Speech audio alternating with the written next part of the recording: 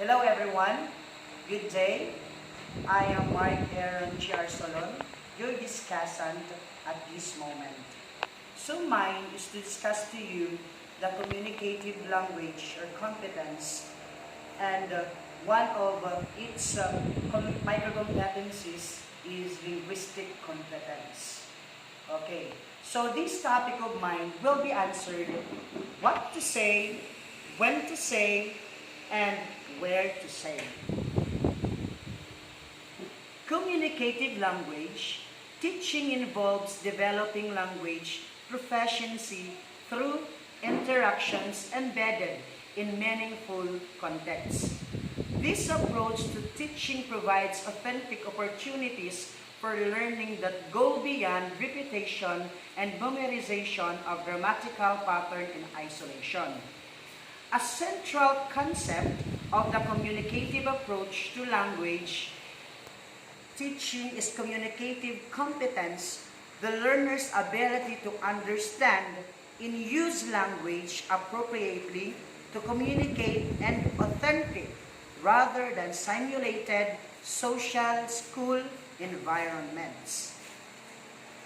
So the table below illustrates the four micro-competencies in how each communicative area contributes to communicative competence. So as you can see at the center, the communicative competence. So when we say communicative competence, the ability to understand and use language effectively to communicate in authentic social and school of environments. So it means effective communication is the key, and we will be tackling about this one all throughout my topic. So it has again four micro-competencies. First, linguistic. Second, strategic. Third, social-linguistic. And fourth, discourse. So now, my focus is linguistic. Understanding and using vocabulary, language conventions. It includes here the grammar, punctuation, and spelling. The third one is the syntax, the sentence and structure. While the strategic, using techniques to first overcome language gaps. Second, plan and assess the effectiveness of communication. Third, achieve conversational fluency. And the fourth is modify text for audience and purpose. The social-linguistic, having awareness of first, the social rules of language. It includes here the formality, politeness, directness. Second is the nonverbal behaviors. The third is cultural references. It includes here the idioms, expressions, background knowledge. The last one is the discourse. Understanding how ideas are connected through, first, patterns of organization. Second is cohesive and transitional devices. So those are the four micro-competencies of communicative competence. Linguistic competence is one of Heinz's four competencies. But the four competencies are not separable into discrete elements. For example, using appropriate vocabulary involves understanding and being aware of the context in which a particular communicative event is situated. Unawareness of formality would allow a person to decide whether to use you guys, my friends, or fellow teachers according to the context. This understanding of linguistic competence implies the grammar and vocabulary should not be taught in isolation. Instead, they should be introduced within themes and topics. For example, words such as contaminate, domestic waste, and toxic can be introduced when discussing pollution. Now, let's proceed to the communicative competence, the main topic or the formal discussion of this discussion. There are a lot of model of communicative competence, but we will only focusing the Himes model. So Dale Himes was one of the first linguists who criticized Chomsky's theory of competence, arguing that Chomsky's perception of competence was insufficient to explain an individual's language behavior as a whole. According to Himes, someone's competence not only reflects their knowledge of language forms and structures, but also refers to the way they use language in real social situations. While maintaining Chomsky's notion of linguistic competence, Himes suggested 4 different ways of language use in social context, and they are: first, what is formally possible with language? By formally possible, Himes refers to the kind of social acts that will evoke a reply to someone's language use and cultural behavior. For example, someone might say, "Oh, you don't say it like that," as a response to the particular language used, and "Oh, we don't do that sort of thing around here," as a reaction to a specific cultural behavior. Formally possible language use is considered ungrammatical, and a cultural behavior that is not formally possible is regarded as uncultured. Number 2, what is feasible? Himes links what is feasible to psycholinguistic aspects of a speaker's ability, such as memory limitation and comprehension. To process the utterances that are formally possible either in the production or comprehension of language, for example, in a pharmacy patient consultation context, due to memory limitation, it might not be feasible for a patient to repeat precisely the instructions the pharmacist has given to him or her.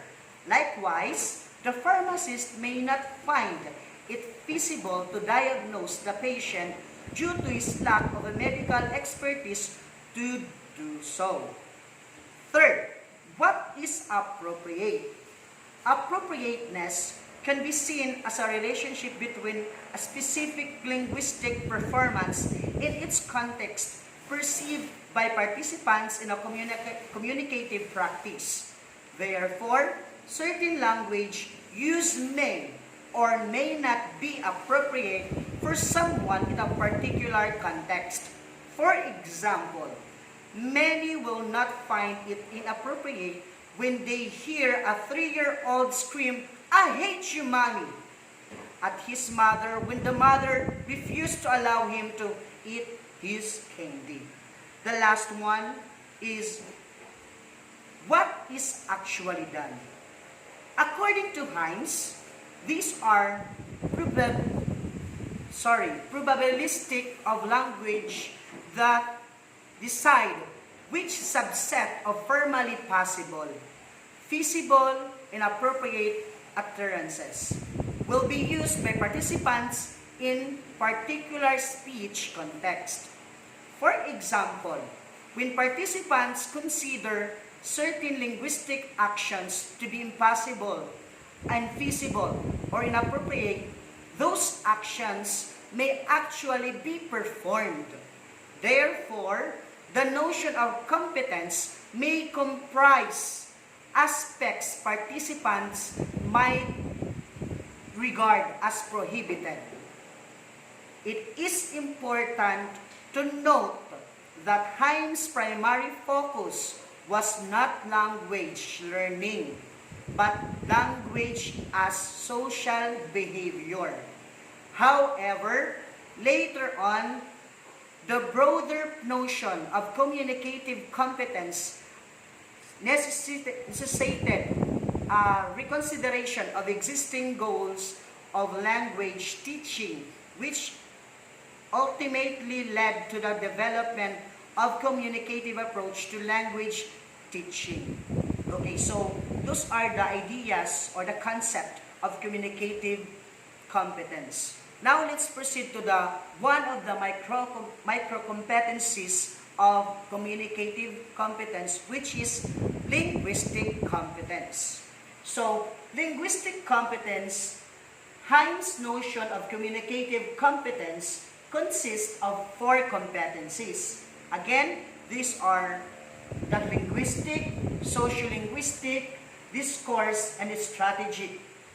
Linguistic competence refers to the knowledge of grammar and vocabulary. Traditionally, English language teaching focused on mechanical grammar drills.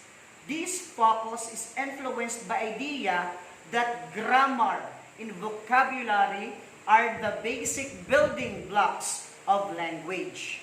Other aspects of communication, such as culture and interpersonal relationships, were neglected in this traditional model. Linguistic competence is the knowledge of the language code, its grammar and vocabulary, and also the conventions of its written representation, like script and orthography. The grammar component includes the knowledge of the sounds and their pronunciation, like phonetics. The rules and govern sound interactions and patterns, phonology, the forms, the formation of words, means, inflection and derivation, that's morphology rather. The rules that govern combination of words and words by means, inflection and derivation, morphology again, or the rules that govern the combination of words and phrases to structure sentences or syntax. The way that meaning is conveyed through language semantics. So again, these are the important ideas or points of the linguistic competence. First, the script and orthography. Second is the phonetics. Third is the phonology. Fourth, the morphology. Fifth, syntax. And the last one is semantics. So for most teachers and researchers, there's no question that about the importance of grammar instruction. The question is whether that should be taught explicitly or whether learners will absorb grammatical rules as they meet them in their response to English. So grammar is very important. Language is very important. In order for you to become more effective communicator, you have to know this one, because these are the basic or the building blocks of communication or language. So we have to know whether we like it or not, we have to know the basic grammar or even the basic subject-verb agreement topic. So at least we have to master that one. So in conclusion, although Noam Chomsky revolutionized the linguistic world with his history or theory rather of linguistic competence, Hines criticized Chomsky's theory, arguing grammatical knowledge was not sufficient for effective communication, and introduced communicative competence. However, researchers such as Claire Cramps, I don't know the pronunciation of this word, proposed a constructivist and practice-oriented abilities. Actions and activities are not possessed by an individual, but co-constructed by all involved in the communication process. Based on the review of the related studies, the effects of students' grammatical knowledge on their listening skills and proficiency test performance. It also suggests that there is a need for research to understand the effect of an eclectic use of linguistic, communicative, and interactional competencies in the classroom and students' communication skills. So, for me as a teacher, or we teachers, we have to teach our students the basic, like for example, the grammar, the pronunciation, and the phonetics of the words. And because even though English is not our official language, but we have to consider English as our national language, because it is the international or universal language, and we have to teach our students well, because I believe in the saying that you can give what you don't have. So again, this is your discussion for today. Thank you for listening. I hope you learned a lot. So thank you and God bless us all.